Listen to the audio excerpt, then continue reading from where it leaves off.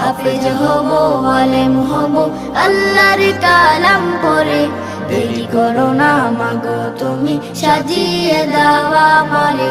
হাফেজ হব আলেম হব আল্লাহর কালাম পড়ে, দেরি করো না মাগো তুমি সাজিয়ে দাও আমারে।